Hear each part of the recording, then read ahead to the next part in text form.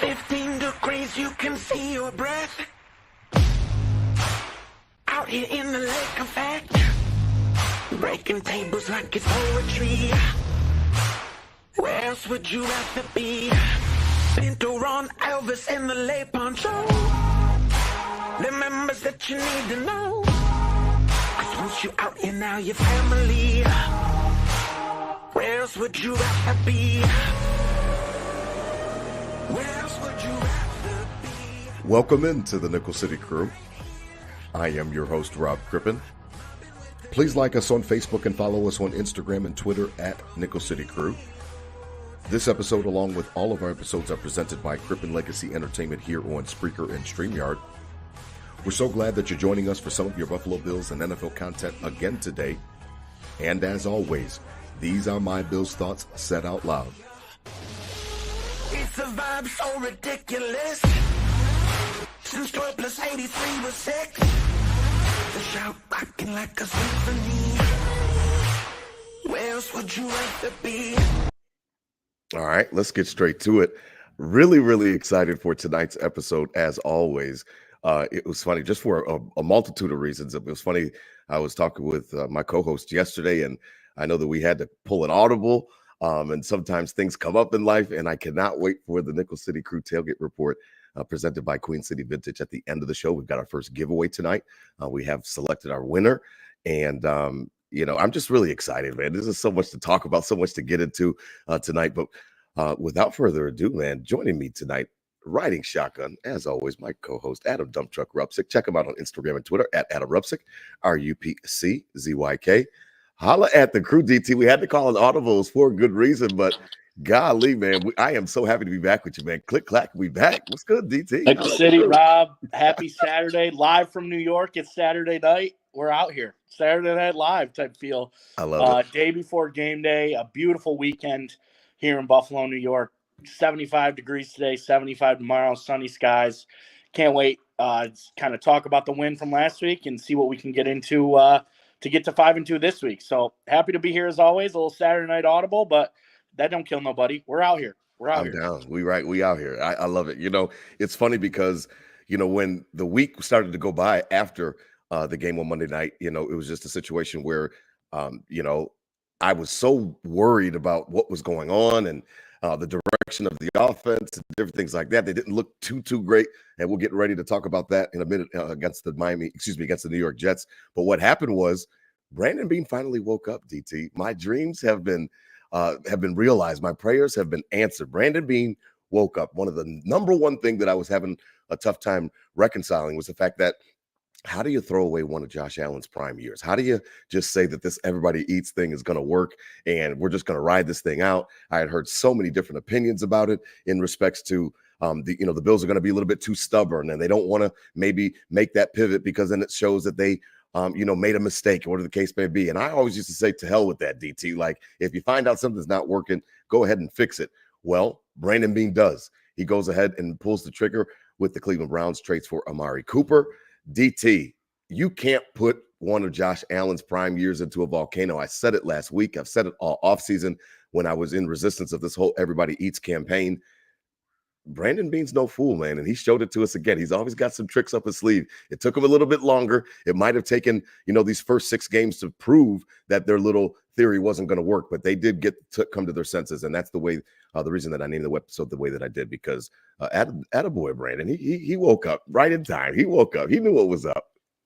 Yeah, I mean, I was playing devil's advocate the whole offseason, Rob. When you were critical, you said, we can't be wasting a year and everybody eats is kind of bullshit and it's not true and we're not going to see it. And then we kind of came out gangbusters, 3-0, and looking back at those games, really other than the Miami game, the wins don't look as good as we thought they might have. Right. Getting into this point, the Jaguars look like one of the worst teams in the league, and the Dolphins are a shell of themselves. But hey, they're 3 wins, and it kind of gave us a little false hope, and then we got right back to reality. But I will say, Nickel City Crew, I will say, Rob, we'll know our answer, right? We'll know our answer. It'll be straight up. It'll be black and white. It'll be, do we need a receiver or don't we? And it was very clear we did. And, big baller Beane went out and made it happen. I mean, Devontae Adams kind of took took the talk, Mhm. right? As being the receiver out and the Bills still in, and who knows what those reports are really, Right. what's true, what's not. But the fact that Devontae Adams goes the morning after the Bills win, and we were kind of going back and forth in the group chat, like, what? Come on, what is this for a second round, third round pick? Like, we got the picks, go get Make them. it Like, what are we happen. Yeah. doing? And then about an hour later, we get Coop. So I love the move. If we want to break down the move, I'm sure we're getting into that. But Yeah, we will. the actual breakdown, got him for nothing, and it don't hurt.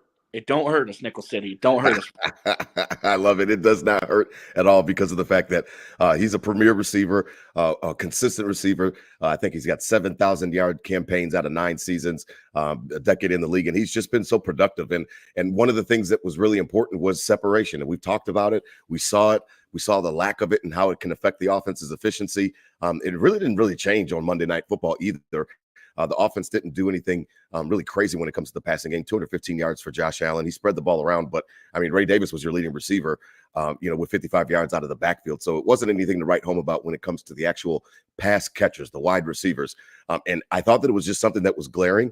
Clearly, Brandon Beane thought so as well. Now, obviously, everybody at One Bills Drive sings the right tune during those press conferences afterwards, and they love the room and different things like that. And that's fine. The same way that everybody eats was a campaign message, that's the same type of, coach speak and GM speak that they have to give us after those type of trades. And, oh, man, we couldn't pull it off. We still love these guys, and we love the room. And Brandon and Beane is saying that, and McDermott is saying that, and that's fine. But clearly, Brandon Beane saw that there was a need.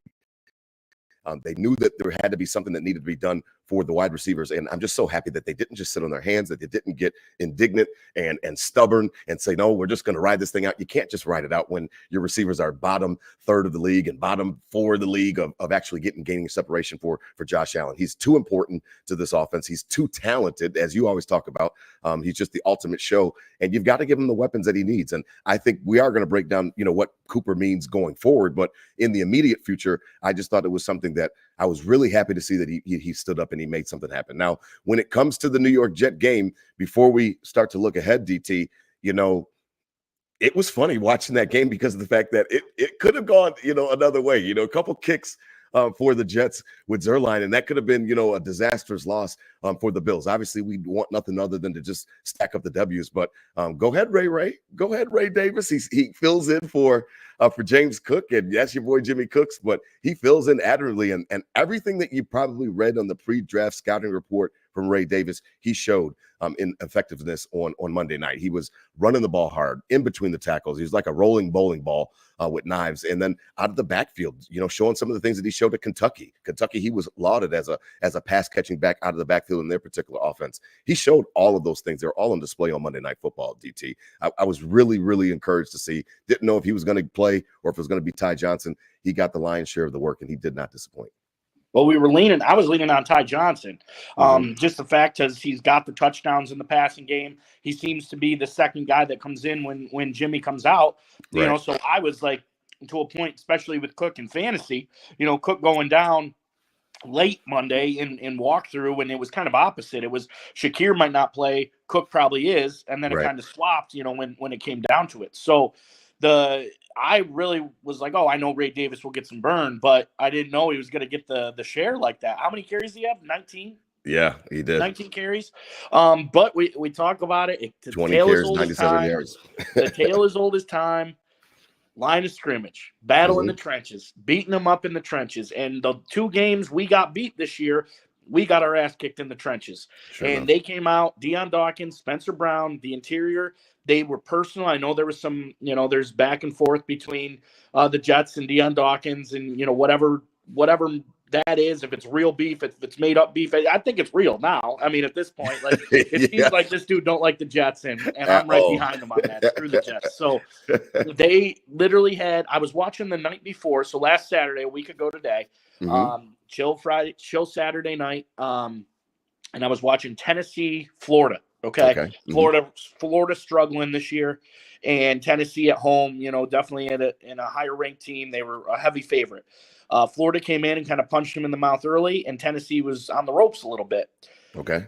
Late in the second quarter, Tennessee has 4th and 1 at their own 10-yard line, down like 10-3.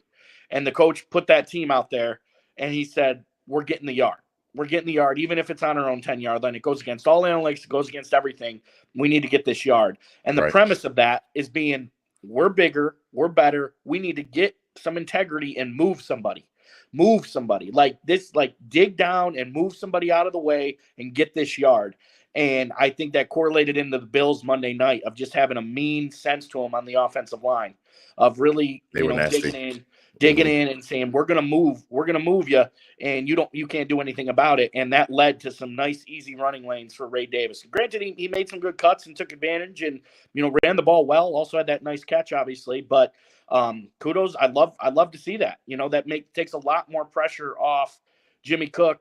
And if he's out or isn't he, because at that moment he was our only weapon going into Monday, and then he goes out, and then he goes out. So it's a lot more ease to my brain knowing that we know Ty Johnson can do it in the passing game, and now we see Ray Davis can do it in the run game. So good future ahead for that backfield. Love to see it, but credit to this offensive line who really opened up those holes and took it personal and road graders moves. Yeah, no, they set the tone.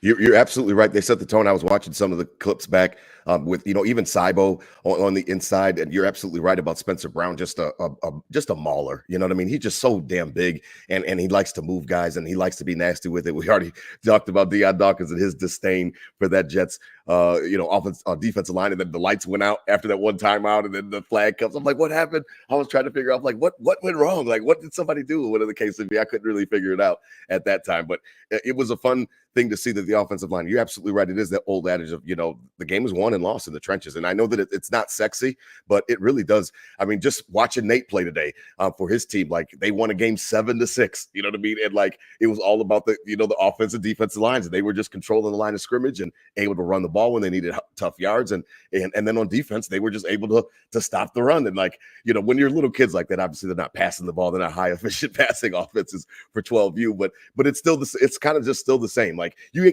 can't even protect the quarterback properly if your offensive line is shitty. So it's the same thing, and it goes hand in hand with the run game as well. So you're absolutely right. Now, DT, Taron Johnson is so damn good at football. My God, DT,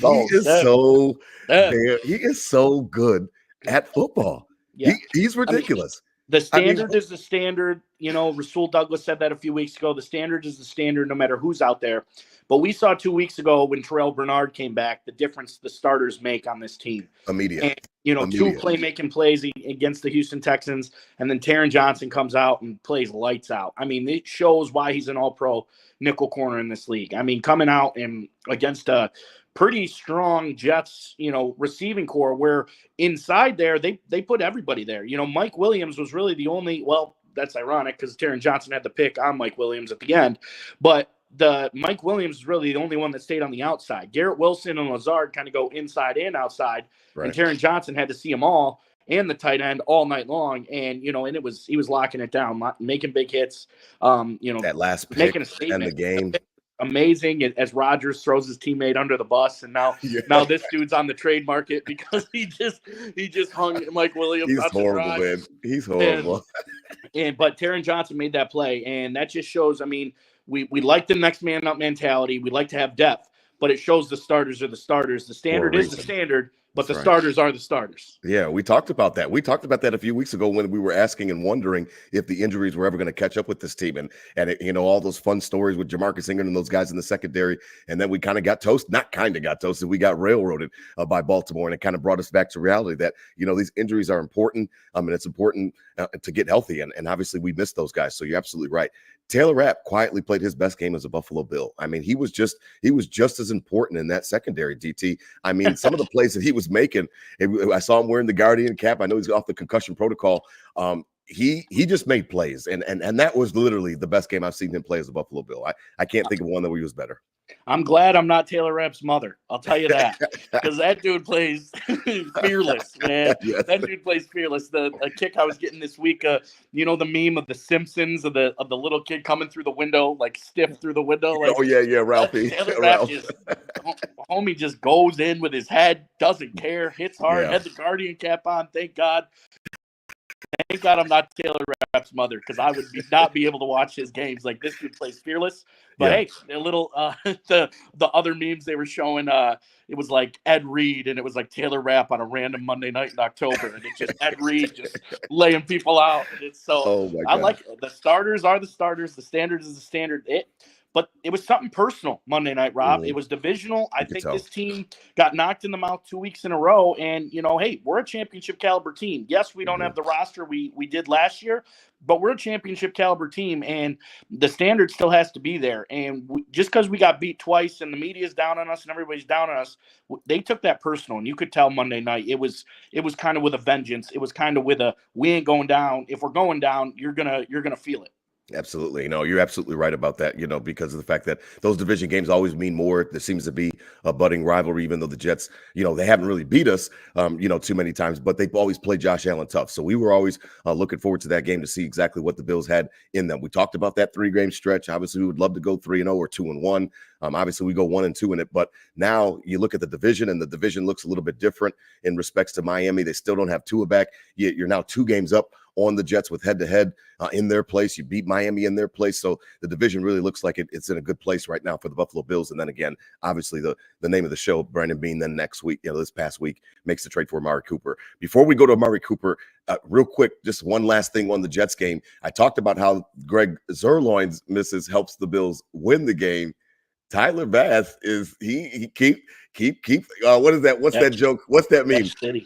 Fuck around and find out. Like, what I mean? Like, keep that graph is moving up in the wrong direction. Bills bring in another kicker for the practice squad. We don't know if we'll see him tomorrow or not, but at the very least, it let Tyler Bass know that we notice that you're struggling, and we're not just going to sit on our hands. The same way that we didn't sit on our hands with the wide receiver room, we're not going to sit on our hands and be caught with our pants down for the kicking game.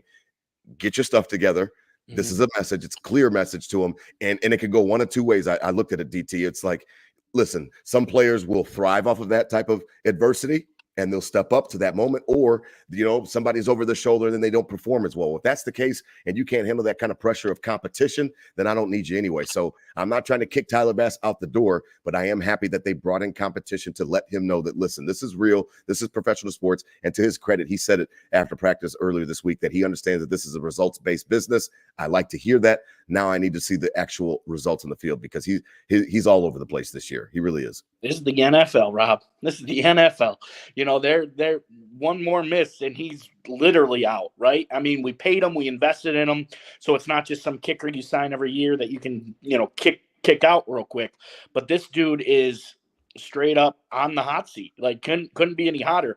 We'll get into the tailgate report later, but I had a tour of the stadium this afternoon, right? And practice is over, but out on the practice field, you got Tyler Bass on one end. And who's the guy we brought in from the Rams? What's his name? I think it's like Hook something. I can't pronounce his name. I can't pronounce his name. They are literally back to back facing 2 different field goal posts. Tyler Bass is kicking one way. This guy's kicking the other way. It is literally competition mode now for Tyler Bass to keep his job. And you saw the tone change with Brandon Beane and Sean McDermott of 2 guys that it can be very robotic during the season, and very robotic where they play the cards close to their chest. And that tone changed to Tyler Bass is our guy to we'll make a change if we need to make a change. And seeing that today with this dude, like, it's a straight up competition right now. They're not just bringing this guy in to make him scared. If this guy can outkick you, he's going to be our kicker tomorrow. So it's the hottest the seat can get, and Tyler Bass knows what he has to do. I have confidence. He's made big kicks for us before, but I think it's more of a confidence thing than him actually sucking. I think it's similar to a golf swing where you might be stroking it, feeling good, and then one day you're hitting it bad, and then it's in your head. And I think a lot of that has to do, but we don't have time to get in your head. There's going to be games we need every field goal made, and we need those 50-yarders. You see these good teams and these kickers come out and they are drilling 50-yarders every single night. That's right. And so we need it. We need that confidence back in them. Hopefully this competition brought it, but the seat's as hot as it can get. Absolutely. Now, as we transition, and before we do, tonight's episode is presented by 26 Shirts here on Buffalo Fanbase, the official Bills Mafia podcast network that DT and I simulcast on. Head on over to 26shirts.com for all of your latest Buffalo Bills, Buffalo Sabres, Buffalo City themed t-shirts. A report that came over to me this morning from one of my good friends, Jeff, that I've known for a long time. It's really sad. Check out 26 Shirts. It's volume 15. Shirt 26. A father just lost his life this morning to brain cancer.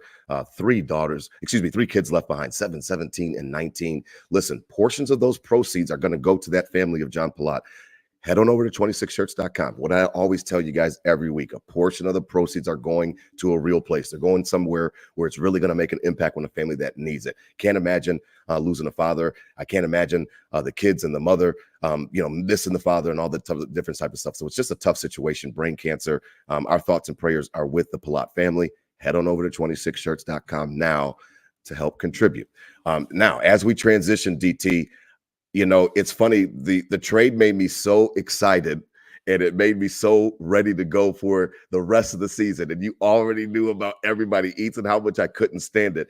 I'm looking at the fit and I'm trying to figure out where does, Cooper fit into the scheme and how does Amari help the actual offense? When I look at this guy, I see a route runner. I see somebody that can create separation. Now, he's not Stephon Diggs in respects to his technician, his craft itself, but he's pretty damn close, DT. He really is close. Now, I know he was 4.3, high 4.3s, low 4.4s coming out of Alabama. Obviously, he's been in the league a little while, so he may not be as fast, but still can take the top off the defense, still have to respect him. And then it's that intermediate area where it might be 10 to 20 yards, where I think he can just do a lot of damage. I think he can be open for Josh Allen. And that's exactly what the doctor ordered. We needed exactly the type of player that Amari Cooper is. I think that, short term, he may not, light the world on fire on Sunday, on tomorrow, but long term, man, this is just such a good move for exactly what they needed. Mac Hollins, if I see another deep pass to Mac Hollins, I think I'll vomit. I mean, I just love the fit. Now you can slot Coop, you can slot Shakir in the slot if you want to. You've got Curtis Samuel or Coleman on the outside. You can really start to mix match and do a little bit different things in respects to the actual combinations. I'm so excited about this move, man. I'm giddy over it. It was so needed, man. It was so needed. Every factor of this move is great for this team. I mean, the financials of it, free. I agree. That free. works. 800,000. Okay. Free. That works. The compensation was no big deal. Seven seasons of 1,000 yards, 4 200-yard games.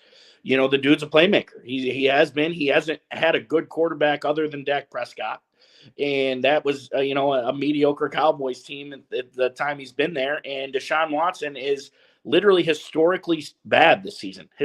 Statistically, historically, the worst quarterback ever right now. It's crazy. So he's going from one of the worst quarterbacks of all time to arguably one of the top in the league in 1-7. So the fit is perfect. The financials were perfect. And then what he brings to this team, I think, is exactly like you said, exactly what we need. They're just you've said on the show a bunch of times, pressure builds diamonds. That's right. Well, the pressure was heavy on this receiving core, and now that valve is released a little bit.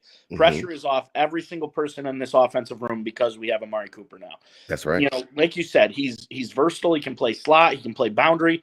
Keon Coleman has been playing boundary. People are saying he needs to play more slot. So even if we do put Cooper in the slot, keep Keon on the boundary. He's got it. If we need to move Keon into the slot, we're good there too. And then you got Shakir doing his thing. And then this is going to also force Dalton Kincaid to be strictly on a linebacker. Now, they were bringing safeties over the top. They were shelling him. They knew the Bills would kind of be keying on 86 this year.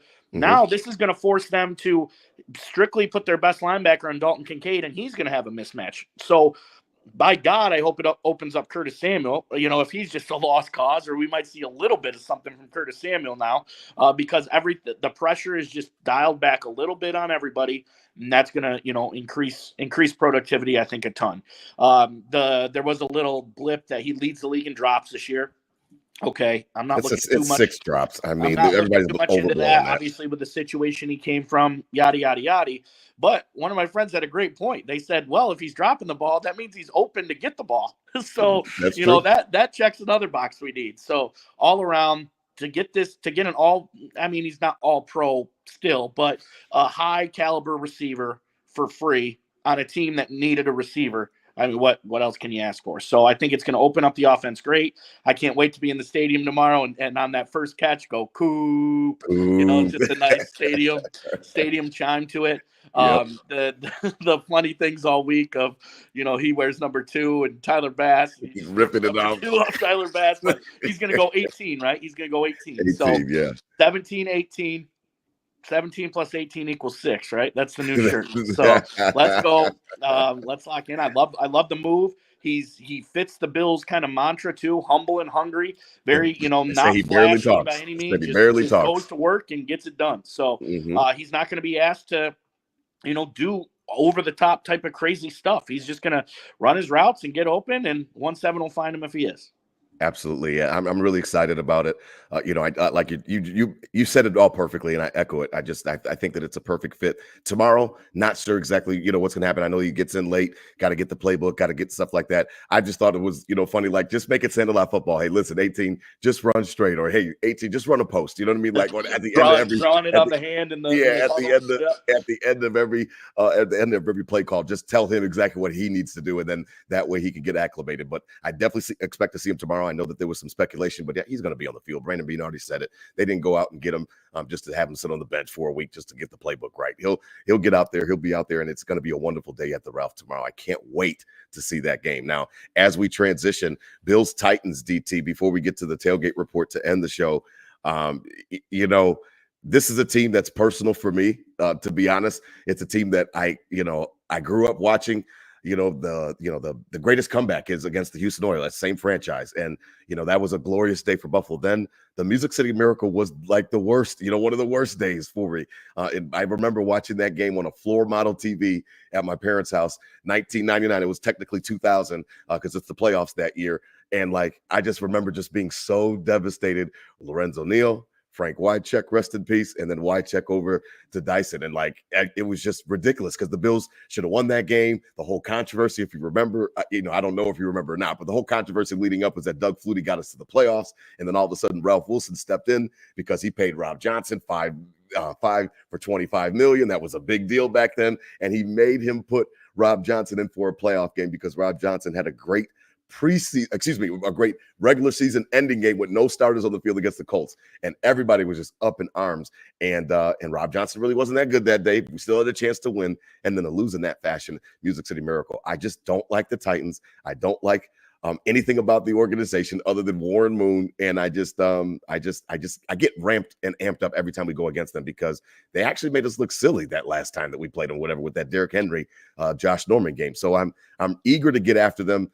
I really, really don't like that whole entire fit. I just don't. I know there's new coaches, but something about that.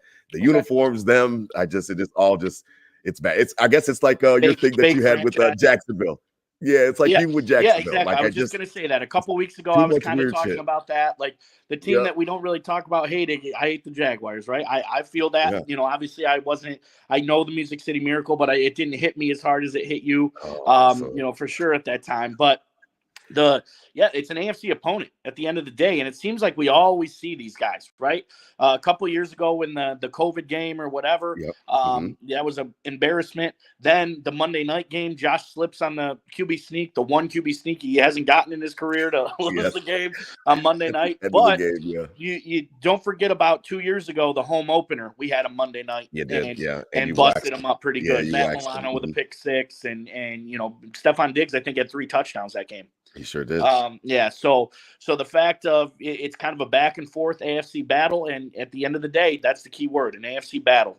The records are the records, but you know that don't mean shit. They're going to come in ready to rock and roll this week, and we need this win against the conference opponent. So I don't love the Titans either. I'm on more of that, you know, fake franchise type feel, right? Like the fans. I went, you know, I have obviously with DaQuan Jones. I was down there a few times with not at a Bills game for a Titans X. Right. The Titans were playing, and I'm down there, not even a fan, just in the scene, like third down. I'm up clapping, and everyone's sitting down around me, like, what is this kid doing? It's like it's third down. You know, so it's kind of fake fans. You know, we go down there and drown out their stadium every time we go there. Fake franchise. So I'm with it. I could get on hating the Titans for the next 24 hours.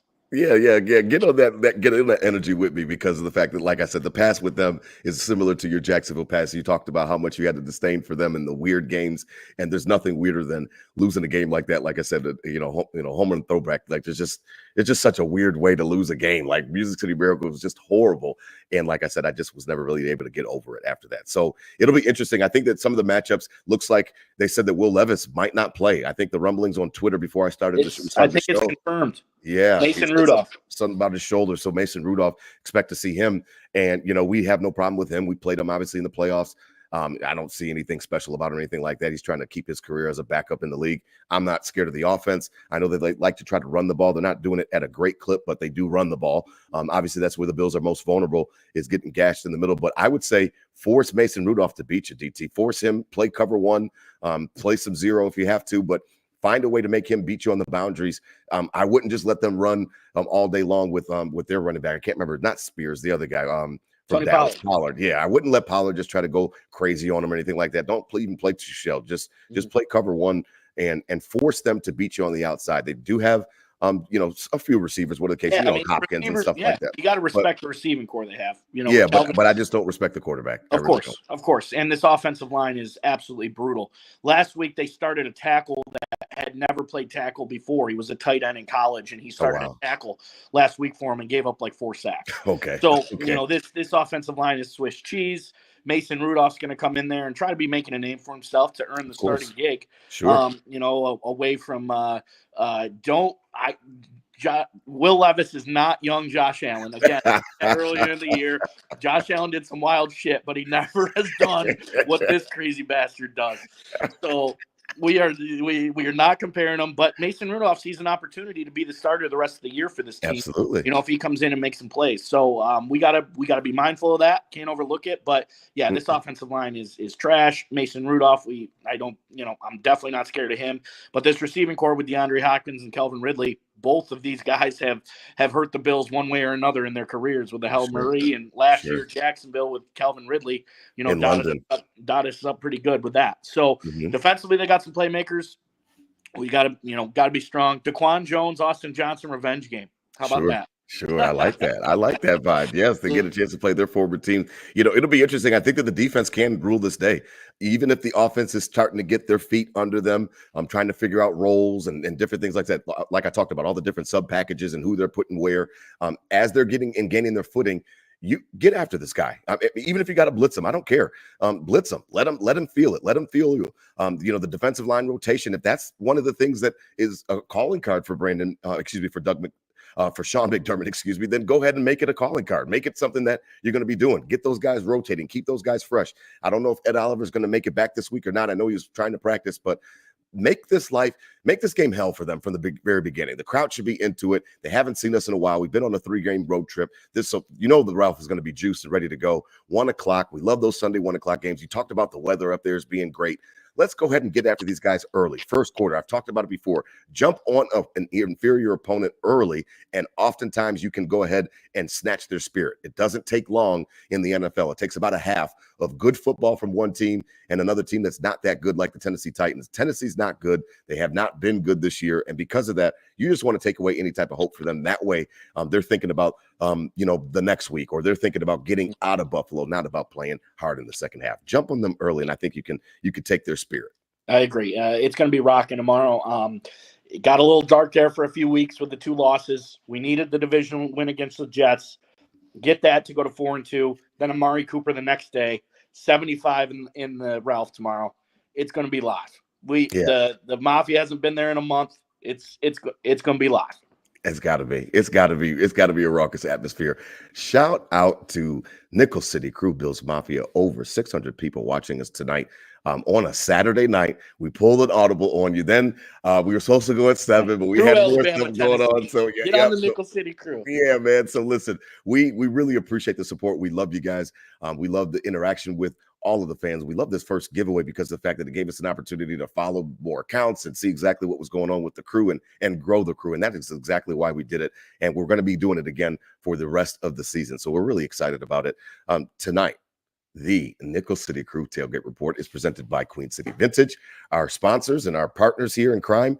Head on over to Queen City Vintage. They're on Elmwood, right across from 40 Thieves. That's on all social media platforms. It's Queen_City_Vintage_716. Check them out. They've got all of your Buffalo Bills nostalgic t-shirts, Buffalo Sabres nostalgia. They've got sweatshirts, hoodies, all of the goodies in respects to Buffalo Bills, Buffalo Sabres. They've got that storefront. Our buddy Nick is running a great site, and he has agreed, like I said, to partner up with us for some giveaways for the rest of the year. And we're really excited about tonight's.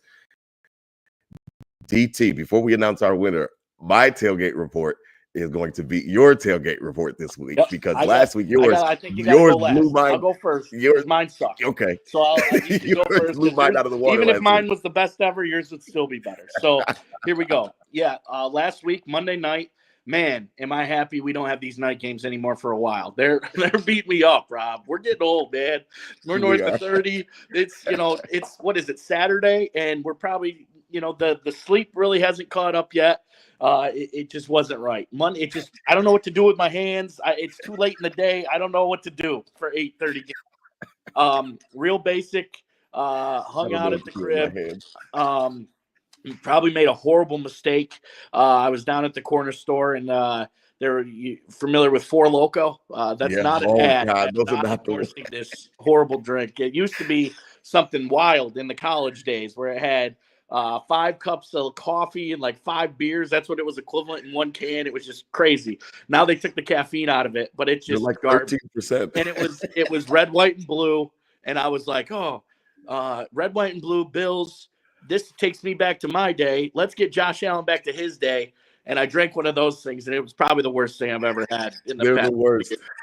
So horrible game. Great. We got the dub, a hard-fought dub, intense. Yeah. You were in it the whole game. There was ups, there was downs. The Hail Mary at halftime really killed. I was really getting ready to take off there, and that kind of killed it.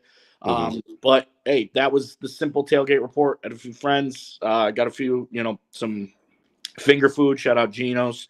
Got some chicken fingers, and it was a decent night. But so you were right at the batch pad. You were right at 3:30. Yeah, right at 3:30. Stayed at the batch pad. Had living room junior, living room senior going in sync. Okay. And it just watch the dub. Nothing crazy. Yeah, it's funny because my tailgate report is that I went to work on Monday, and it was just like it was something in like the pit. Like sometimes you just have something in your stomach, and you're like, something's off, not in a bad way or anything like that, but I could just tell something was off. And I get to work, and I'm at work, so it's Bills game. I've got all my Bills stuff on, and people are like, oh yeah, y'all play tonight, and who you got tonight? The Jets, and people are asking me questions and stuff like that because I'm known as the Buffalo Bills fan in my office by far. I've got Bills stuff on every day, and I don't know, I just felt something was off, and I checked my phone around 10 o'clock, and I'm like, oh shit, I think that baby Ivy's coming. So I rushed to the hospital, meet up with Jody, and like I'm trying to figure out what's going on. Everything's a whirlwind. Well, I am pleased to announce, Nickel City Crew Bills Mafia, you are all official Bills Mafia member, Nickel City Crew aunts and uncles. We have a newest member of the Bills Mafia. She will be baptized in the Mafia tomorrow. Will be her first live game with her brothers and her sister. Nickel City Crew, Princess Ivy is in the building. She came on Monday in the afternoon. It was amazing to see her being born and just the entire ordeal, holding her and being there with Jody and her sisters in town for it. And it was surreal. I mean, I've obviously done it 3 times before, but it never gets old in that respect. It was surreal. And I watched the game with my princess on my chest, doing the skin to skin, right in the hotel, right in the actual hospital room. And like literally, I've got pictures of it. I sent you a couple, and she was right on. I had my Zubas blanket. I had her going. We had the skin to skin going, and we were watching the game. Now, Daddy wasn't screaming or anything like that or yelling. He was, just lightly cheering. So it was a little bit different. But tomorrow will be a lot of fun. She'll watch the game tomorrow with her brothers and stuff like that, and her sister. So that'll be a fun thing, and she'll get her official baptism into the Mafia. But it was amazing. It's something I'll never forget. I obviously will never forget the days that my kids were born, and this is no different. But the fact that it just was off. It was like I don't know what it was, man. To start the day, something was off, and I just knew that something was going to be happening that day. I can't even tell you why I knew it, but by the time the game rolled around, I was like, well, how cool is this? I'm watching the Bills game, in the actual hospital room doing my skin to skin with my princess, and we watched the game. I was like, we got to bring Daddy a dub. She brought us a dub, and Yeah. I got no complaints. And then Amari Cooper came the next day, and then you texted me like, man, he's got Brandon Beam waking up, and I'm like, man, Ivy ain't playing. She's with the Mafia. She got Brandon Beam shaking, making moves out there. So it was really, really a tailgate report that I will never forget. A day I'll never forget. I really enjoyed it, obviously, and I'm so blessed. Mommy and baby are healthy, and I really couldn't ask for anything more. DT, it was That's amazing. beautiful, Rob. Congrats to you and Jody, Nickel City crew. Let's give it up for Rob. That's awesome. Princess Ivy. Yeah, the boys got somebody to protect now.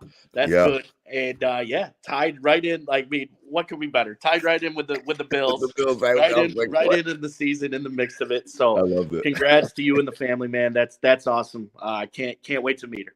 Yeah, absolutely. I can't wait either. It's a awesome situation to be in respects to just witness childbirth and all the type of stuff that comes with it. And it was really a glorious day. So we're really happy that she's here and she's healthy. And we can't get enough of her. So as we wrap up tonight, the Nickel City crew first ever giveaway, DT. I'm really excited about Queen City Vintage, teaming up with us. And I know that you were as well. We really want to thank everybody though on social media on all different platforms, Twitter, Instagram, Facebook, just going ahead and getting the word out there. You followed the rules. Shout out to our creative director, Olivia Nagel. She spearheaded the entire thing, making sure that everything was ran the proper way. And it's funny because, when I saw all the responses, DT, I was like, okay, the crew is growing a little bit. Okay, like people are paying attention to the crew. And that brings a smile to my face because that's all I care about. I tell everybody I see down here in Charlotte, check out Nickel City Crew. I saw people at the football game today, had my Bills. They're like, go Bills. I'm like, go Bills. Check out Nickel City Crew. So we're really excited for the engagement. We love it. To announce our winner tonight, I'll do the honors if you're cool with that, DT. We picked our winner on Friday, and I'm really excited. Now, let me get the proper handle so I don't mess it up. Okay. Coley _Rob_ I think her name is Miss Nicole Dominique. Nicole, you are the winner for the first ever Nickel City Crew giveaway. So again, we'll be doing this all season long. Picking a winner every week. What do we got, Rob? We had the Josh Allen shirt and the crew neck. Bill's crew neck. Yep. City. So it's real sweet. Cold Dominique, we'll DM you, get your stuff sent right out to you, and first of many. Let's go. That's what's up. So we're excited about that. Again, our creative director, Olivia Nagel, she has been spearheading the whole thing and making sure everything went off without a hitch, helped us pick our winner from a hat and all that other stuff. So we just thank everybody who entered the contest. We're going to do the same thing next week. So, get right back on the horse and see if you can win some cool stuff. We'll put our post out tomorrow, tailgate time. Tomorrow morning, we'll put a post. Nick, drop that fire again. We got a nice another item. I think people are really going to like this one. I won't spoil it, but people are really going to like it. Same deal. We'll put it out. We'll give it through the week, and we'll announce it live on the show next Friday. So, Nicole, like I said, be looking on your DMs for sure from Olivia. She runs our page, and she will be getting in contact with you. So check your messages on Instagram. So congratulations to you and to the rest of you. Thank you for joining in, and try again next week. We've got cool stuff every week. Now we've got a special guest tonight, DT, that I think you're getting ready to go grab some dinner with pretty soon. Tell the crew about your tailgate report, a little mini preview for next week's, because this is a special moment. This is special. This is big time. We got so this weekend, again, beautiful weather. We had a nice stadium tour today of the stadium, the locker rooms, getting game day ready. That's right. Big weekend, bringing Mama DT in. My mom, Shelly Ruffsick, coming in right now. Welcome to the crew, a weekly listener. Yes. There you go. There you go. Hi. See the camera. A weekly listener of the crew. She was in on the giveaway. Pissed she didn't win, but hey, get in next week. And first ever Bills game tomorrow. So crazy. I can't believe you've never been Mama Rupsick, but I am so happy that you're getting ready to enjoy it. How did you enjoy the stadium tour today with your son? It was really, really interesting. It was very good. Yeah. That's really cool. Are you excited for tomorrow? Oh my God. Game. I cannot wait. That's awesome. Well, DT will show you the ropes. You already know how your son is. He's a legend. Yeah. His reputation far precedes him. So I know that he's going to be able to show you a great time tomorrow. I want you to enjoy the tailgate, enjoy the atmosphere. And there really is, Marv Levy said it best, there's nowhere else that you'd rather be than right here, right now at the Ralph. So really, really, really, really, please enjoy that game tomorrow because you're not going to forget it. Absolutely. Well, thank you for listening. I know my mom as well, Mama Cripper, she's out there and she listens as well. So we appreciate the host. We appreciate the support from the mamas. We need our mamas to cover our backs. We really appreciate your support. Of course. That's what's up. Well, DT, man. I mean, you got to be a host tomorrow. You might not be able to hit it as hard tomorrow, DT. You know, hey, we're professional tailgaters at the end of the day. We know where we need to be. Nickel City Crew, we tailgate responsibly. So we will be, you know, sometimes we will be good to go tomorrow. Got another award listener, Noah. Noah is going to be coming with us. It'll be me, my mom, and Noah going. Shout out to Ben and Anna Kay.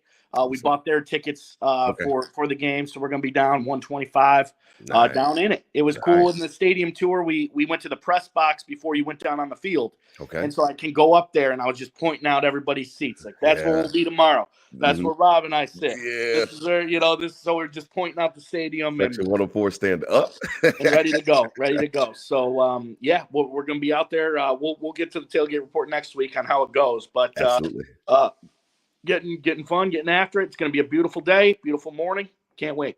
Yeah, it's going to be hotter there than it is going to be here in Charlotte. I mean, like, that's crazy. The weather's flipped. Fall is here in Charlotte officially, and it was a little bit cooler this week. It got nice today for sure, so that was good because, like I said, I had Nate's football game. Bobby and Quincy both had soccer games this morning. They were cold because it was early in the morning, so fall is here in Charlotte. But you guys are getting the better weather than us, so enjoy tomorrow, DT. What a scene. I used to always love when, you know, had the season tickets. I would always love when there was a 2 game, or rarely was 3 games, but when there was 2 games away, that next game, you're just like, okay, this is all right. We back in the building. Like, this is where we're supposed to be. It's coming back to, you know, Amari Cooper, big win against the Jets. Weather great. Haven't been there in a month. Yeah, it's gonna be live. It's got to be live. Yeah, it's got to be live. I can't wait to watch it. Like I said, I'll have Princess Ivy. I'll have Princess Flo. All the Crippin' Kings will be here. We're gonna have a ball tomorrow. We're gonna have a ball tomorrow. So I really can't wait for it. I'm really excited about it. And like I said, it'll be Ivy's official Mafia baptism. So we're really enjoying it. Enjoy dinner tonight, DT. Enjoy your mom, your family, your friends. I know that you've got to run as well, and I've got to get these Rugrats something to eat as well. So listen, out there, spread love. Out there, not hate. These were my Bills thoughts said out loud. Hit them with a Go Bills, DT. I'm excited, man. I'm excited. Go Bills. Go Bills. Go Bills. 5-2. Oh, I love it. Go Bills.